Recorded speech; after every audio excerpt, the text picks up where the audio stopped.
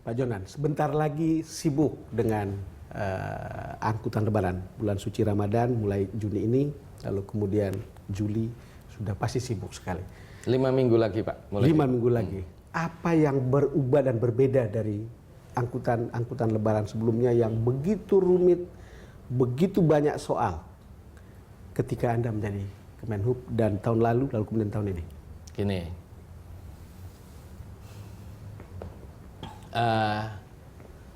Kita coba realistis ya Pak. Ya. Saya pernah melihat kegiatan transportasi pada saat tahun baru Imlek di Tiongkok. Oh ya, dan itu memang seperti kira-kira Lebaran macam itu. Saya juga mengalami hari Thanksgiving di Amerika. Kalau minta itu pelayanannya itu sama lengangnya dengan kalau kita berpergian di tengah minggu, misalnya hari Rabu pasti atau tidak Kamis, mungkin. saya kira malah orang itu kehilangan dinamika perasaan hari Kehilangan besarnya.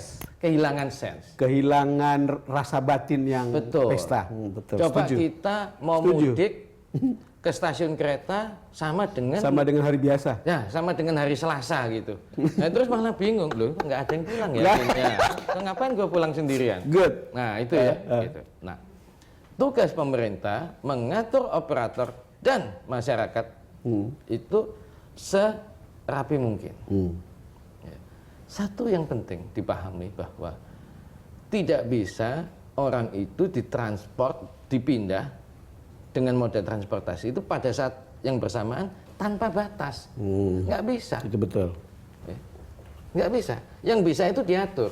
Makanya kalau Bapak lihat, karena laporannya ada ke saya juga, tiket kereta api untuk Lebaran di hari-hari favorit, misalnya 2-3 hari sebelum Lebaran atau 3 hari seminggu lah, udah habis 3 bulan. Sudah habis, ya. Begitu dibuka selesai. Ya, airline juga sekarang sudah selesai. Betul. Begitu saya larang tidak boleh buka loket di airport, ya, pesen boleh lewat internet, ada customer service-nya, ya. Nah, orang sudah merencanakan jauh-jauh hari. Saran saya begini, masyarakat saya tidak bisa sepenuhnya mengatur, tapi saran saya kepada masyarakat, cobalah perjalanan itu diatur sedini mungkin. Bahkan saya itu usul ke tempo hari ada presentasi program ini mudik 2016, saya presentasi depan kabinet, ada Pak Presiden, saya bilang, loh kalau perlu THR itu dibagi jangan seminggu sebelumnya, Pak. Ya. Orang itu kan untuk beli tiket untuk apa? Kalau bisa THR itu 2 bulan sebelumnya. Nah, gitu loh. Pak Jonan, saya setuju dengan Anda bahwa harus ada perasaan batin bahwa ini adalah sebuah pesta yang kolosal. Ya. Tetapi kan yang ingin orang rasakan adalah nyaman, tetapi juga tetap kolosal. Ya. Gitu bukan? Sepakat Pak. Itu tantangan kami itu membuat tetap nyaman dan kolosal. Ya, itu. Ya, tetap nyaman dan kolosal. Tapi tetap nyaman itu begini. Kalau hari Selasa Bapak ke stasiun Senen, itu penumpangnya kira-kira ya mungkin 8.000. Kalau Idul Fitri biasanya 18.000. Tapi kalau dia nanti Idul Fitri datang ke stasiun penumpangnya juga 8.000, sepi Pak. Itu betul. Ya nanti malah bingung dia, apa nggak salah hari ini, gitu ya. Jadi sebaiknya apa nggak salah hari ini? Apa nggak salah hari? Sebaiknya begini, kalau diatur ya, mereka mengatur perjalanan dengan baik, ya saya yakin lancar. Pertanyaannya begini memang, pertanyaan begini. Kok kegiatan kolosal ini yang paling besar di Pulau Jawa, ya, extra flight kita tambah, ya. Sekarang kita atur lagi, extra flight itu tidak boleh nyisip-nyisip di penerbangan-penerbangan yang jadwalnya sudah ada banyak sekali, ya, kita kasih, ya, kita mundurin, ya, slot yang kosong mana dan sebagainya. Ini menurut saya penting sekali, ya. Satu, jadwal kapal kita dorong besar-besaran. Sampai pinjam kapal angkatan laut dan sebagainya.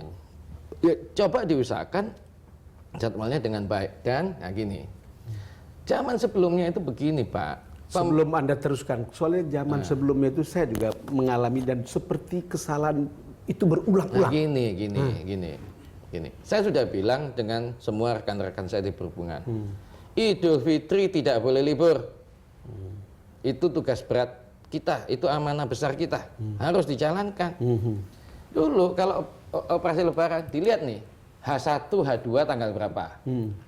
Sudah, operasi Lebaran itu H-7 sampai H+7 selesai. Padahal Lalu saya bilang gini loh, tiap tahun tuh kita mesti lihat kalendernya. Jadi membaca kira-kira masyarakat tuh mau penuhnya di mana. Satu. Yang kedua lihat moda. ya. Lihat moda Pak. Dari tahun lalu kalau misalnya untuk angkutan laut bukan H-7 dengan H+7 Pak. Kita itu H-14 sampai H+21. Karena ada yang sampai ke mana? Ke Merauke. Dia pulang dan sebagainya. Nah ini harus diatur sehingga ini juga terpantau. Ya. Kereta api tidak bisa 14 hari. Kereta api itu paling sedikit 21 hari Pak. Ya, gitu. Pesawat terbang pun kayak hari ini, yang kali ini ya nanti Lebaran, itu tidak mungkin 16 hari Pak. H1-7 sampai H2+7, nggak bisa. Kita bikin H1-10 sampai H2+10. Nah, jadi 20 hari.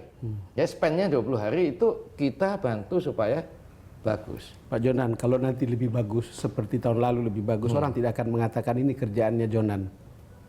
Apa perasaan Anda kalau begitu? Biasa aja. Biasa aja. Biasa aja Pak. Luar biasa. Kalau Anda merasa biasa aja, itu luar biasa justru. Biasa aja Pak.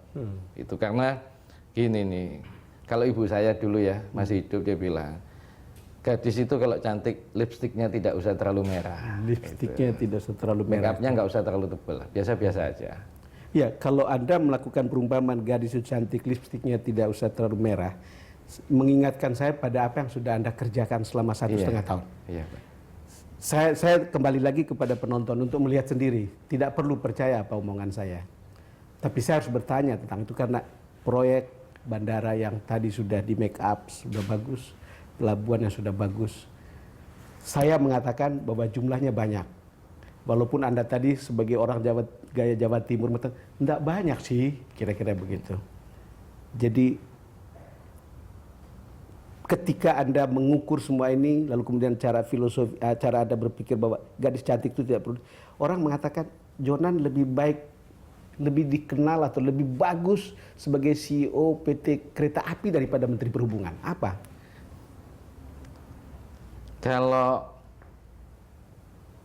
Kalau itu komparasinya perlu waktu Pak. Perlu waktu. Ya, gitu. Kan saya di sana hampir 6 tahun Pak. 6 tahun dan 1,5 tahun ya. Iya, di sini 1,5 tahun gitu. Nanti kita lihat lah kalau sama-sama 5 tahun nanti hasilnya bagaimana. Saya percaya. Mungkin juga bisa lebih cepat. Mungkin juga bisa lebih cepat.